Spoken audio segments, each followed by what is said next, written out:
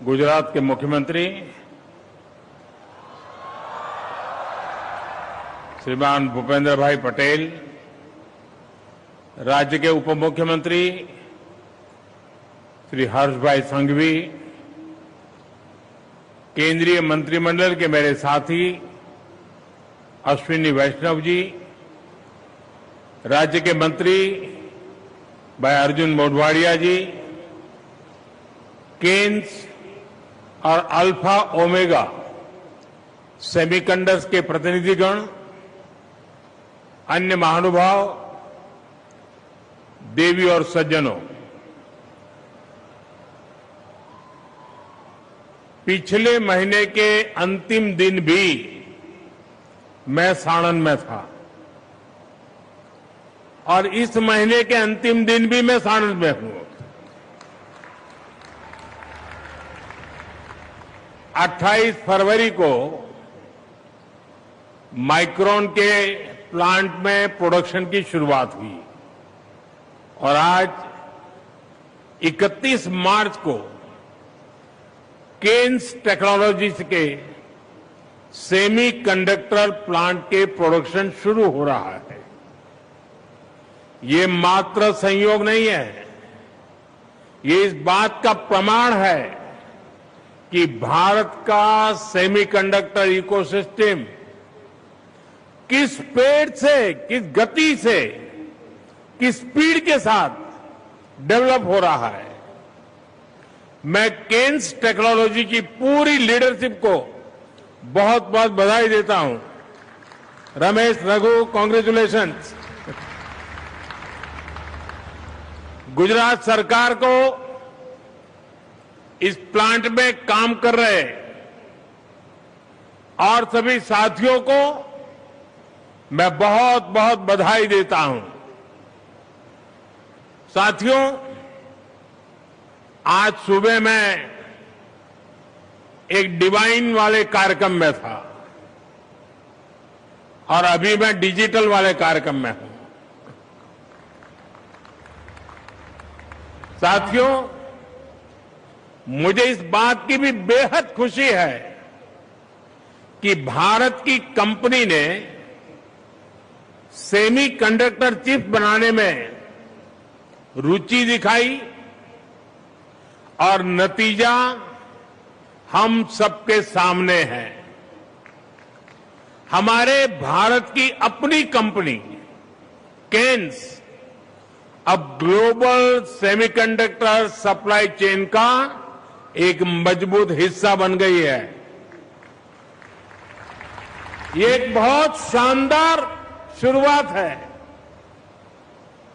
एक गर्व का पल है, हर भारतवासी के लिए गर्व का पल है।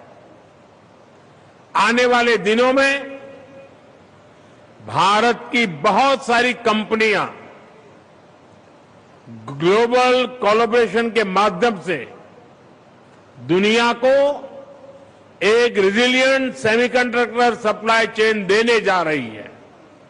साथियों, आज का ये दिन make in India, make for the world, इस मंत्र को सही मायने में चरितार्थ करता है।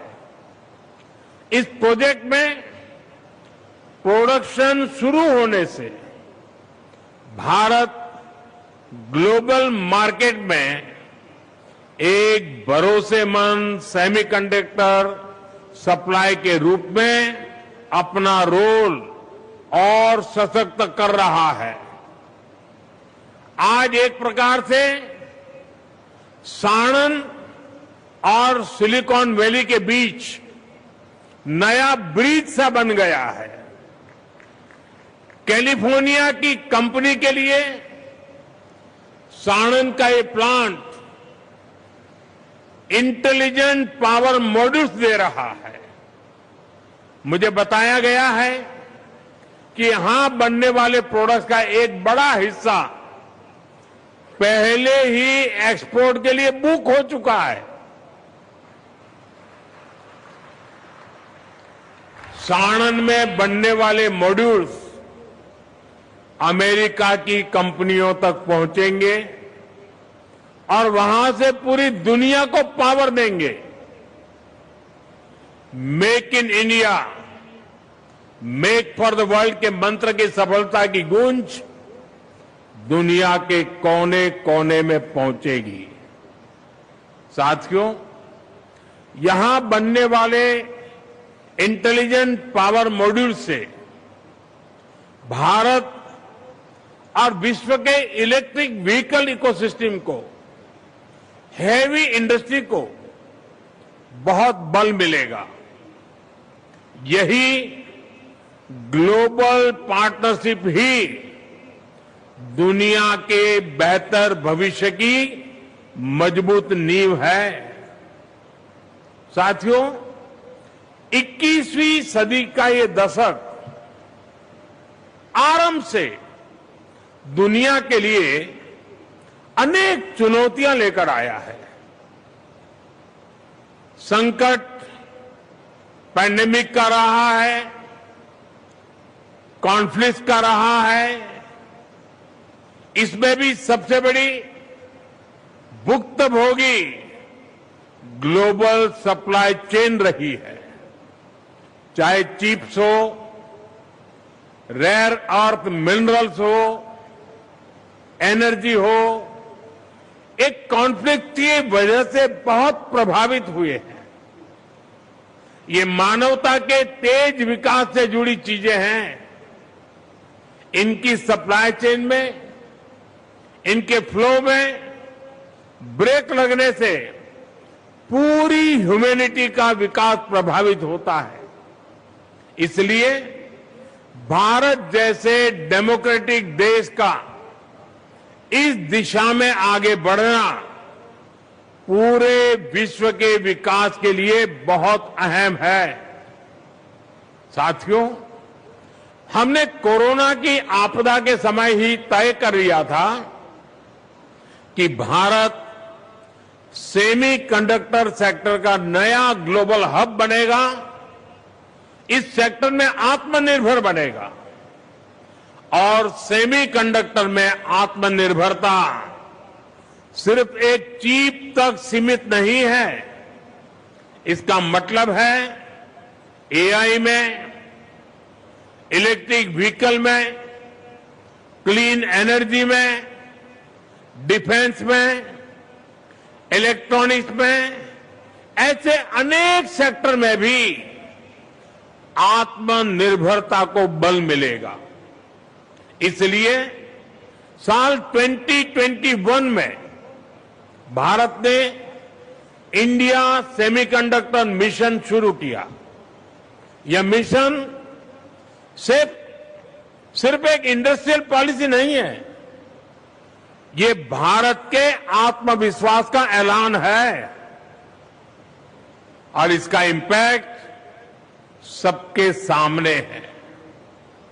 इस मिशन के तहत देश के 6 राज्यों में 1,60,000 करोड़ रुपए के 10 प्रोजेक्ट पर काम हो रहा है।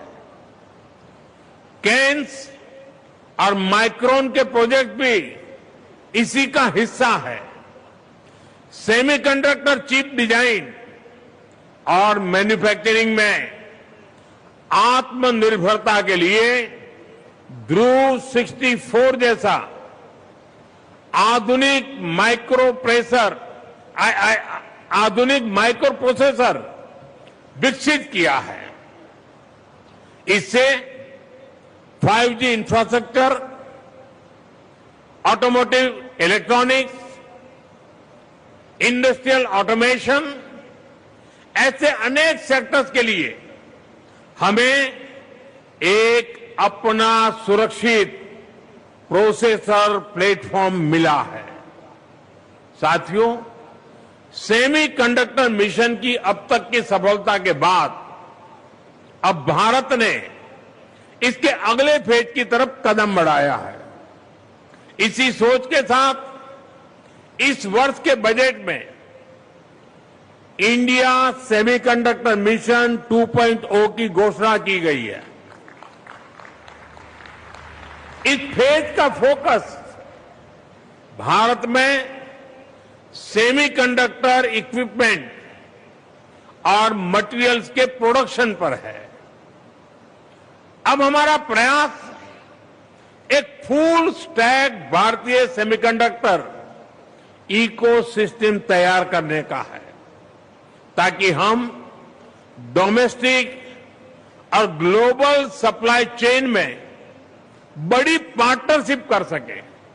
साथियों, भारत आज industry led research and training centres को प्रोत्साहित कर रहा है, ताकि टेक्नोलॉजी डेवलपमेंट भी हो और एक फ्यूचर रेडी स्किल्ड वर्कफोर्स भी तैयार हो। बहुत जल्द ही देश में 85,000 से अधिक डिजाइन प्रोफेशनल्स तैयार करने के लिए लक्ष्य को प्राप्त कर लिया जाएगा। साथ ही पूरे इकोसिस्टम की जरूरतों को देखते हुए प्रोफेशनल्स की ट्रेनिंग की भी व्यवस्था की जा रही है। सेमीकंडक्टर डिजाइन को बढ़ावा देने के लिए चिप्स टू स्टार्टअप भी कार्यक्रम चल रहा है। आज देश की करीब 400 यूनिवर्सिटीज और स्टार्टअप को आधुनिक डिजाइन टूल तक एक्सेस दी गई है। इससे 55 से अधिक चिप्स का डिजाइन और निर्माण किया जा चुका है। साथियों, इंडस्ट्री एस्टिमेट्स के अनुसार आज भारत का सेमीकंडक्टर मार्केट करीब $50 बिलियन यानी करीब करीब 4.5 लाख करोड़ रुपए का है। ये इस दशक के अंत तक $100 बिलियन यानी 9 लाख करोड़ रुपए को पार कर सकता है। ये दिखाता है कि भारत में इस सेक्टर में कितनी ज्यादा संभावनाएं हैं। हमारा टारगेट अपनी जरूरतों की अधिक से अधिक चिप्स भारत में ही बनाने का है। भारत के इस संकल्प को लेकर दुनिया भर के निवेशकों में जो उत्साह है वो हमारे लिए बहुत बड़ी पूंजी है। साथियों, भारत एक सशक्त सेमीकंडक्टर इकोसिस्टम तो बना ही रहा है, साथ ही रॉ मटेरियल की रेजिलिएंट सप्लाई चेन के लिए भी बड़े प्रयास कर रहा है। पैक्स सिलिका में भारत का शामिल होना इसी प्रयास का ही एक हिस्सा है। दुनिया भर में जो हमारे पार्टनर्स हैं, उनके साथ मिलकर भारत में हम एक सुरक्षित सप्लाई चेन सुनिश्चित करना चाहते हैं। साथियों, क्रिटिकल मिनरल्स में आत्मनिर्भरता के लिए भारत ने नेशनल क्रिटिकल मिनरल्स मिशन भी शुरू किया है। इसके तहत क्रिटिकल मिनरल्स की माइनिंग और प्रोडक्शन पर बल दिया जा रहा है। मिनरल्स की रिसाइकलिंग के लिए भी 1500 करोड़ रुपए की स्कीम शुरू की गई है। इस वर्ष के बजट में उड़ीसा, आंध्र प्रदेश, तमिलनाडु, केरलम जैसे कोस्टल स्टेट्स को मिलाकर रेयर अर्थ कॉरिडोर के निर्माण की घोषणा की गई है। ये कॉरिडोर एक ऐसा इंटीग्रेटेड नेटवर्क होगा जो माइनिंग, रिफाइनिंग और मैन्युफैक्चरिंग की एक सशक्त चेन बनाएगा। हमारा प्रयास है कि देश में क्रिटिकल मिनरल्स का एक राष्ट्रीय भंडार हो। अच्छा होता कि ये काम 30-40 वर्ष पहले शुरू होता, लेकिन अब भारत इसके लिए मिशन मोड पर काम कर रहा है। साथियों, भारत का मानना है 21वीं सदी का एक कालखंड सिर्फ इकोनॉमिक कंपटीशन का समय नहीं है, ये फ्यूचर के टेक लैंडस्केप को शेप करने का समय है। इसलिए मैं इस दशक को, इस डेकेड को भारत का टेकेड कहता हूं। इस दशक में भारत टेक्नोलॉजी से जुड़े जो इनिशिएटिव ले रहा है, वो आने वाले दशकों में भारत की लीडरशिप को सशक्त करेंगे। आप सभी हाल में हुई एआई इंपैक्ट समिट की सफलता से परिचित हैं। अगर एआई एडॉप्शन के मामले में देखें तो भारत दुनिया के में सबसे आगे हैं। हम भारतीय टेक को एक्सप्लोर करते हैं।